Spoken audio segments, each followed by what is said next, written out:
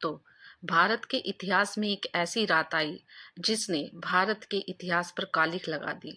जी हाँ दोस्तों, हम भारत के इतिहास में एक ऐसी रात की बात कर रहे हैं जिसके बाद लोगों के सारे अधिकार छीन लिए गए थे, क्योंकि उस रात के बाद देश में इमरजेंसी लगा दी गई थी। जैसे ही सुबह हुई, लोगों ने अपने घरों में इंदिरा की आवाज सुनी, जिसमें वो देश के नाम संबोधन दे रही राष्ट्रपति थी। जी ने आपातकाल की घोषणा की है। इससे आतंकित होने का कोई कारण नहीं है। आप सभी गहरे और व्यापक षड्यंत्र। यह दिन देश के लिए किसी काले पन्ने से कम नहीं था, क्योंकि 25 जून 1975 की रात से पूरे देश में 21 महीने के लिए इमरजेंसी लगा दी गई थी। उस समय इंदिरा के खिलाफ जो भी आवाज उठती उसे दबा दिया जाता था।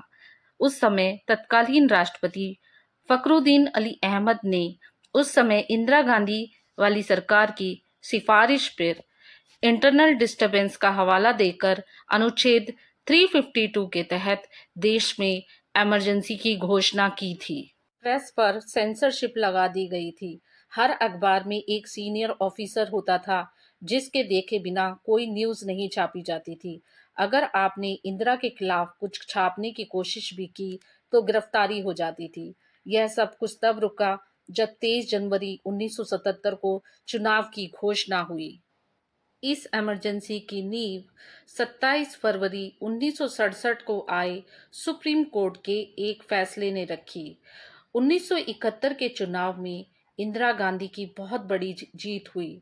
उन्होंने रायबरेली से चुनावी प्रतिद्वंदी राज नारायण को हराया।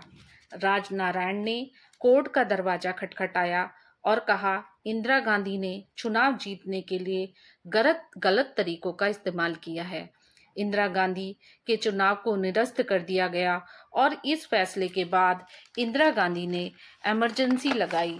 इंदिरा गांधी इतनी गुस्सा थीं कि उन्होंने अगले दिन ही राष्ट्रपति फखरुद्दीन अली अहमद से आपात लगाने को कहा और उन्होंने 25 जून को अपने हस्ताक्षर कर दिए, जिससे इतिहास का ये दिन काले पन्ने में दर्ज हो गया।